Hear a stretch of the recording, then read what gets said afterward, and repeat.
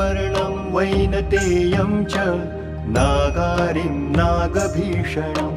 जितान्तकं विषारिं च अजितं विश्वरूपिणम्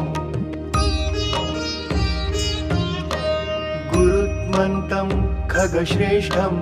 तार्क्ष्यं कश्यपनन्दनं 12 नामानि गरुडस्य महात्मनः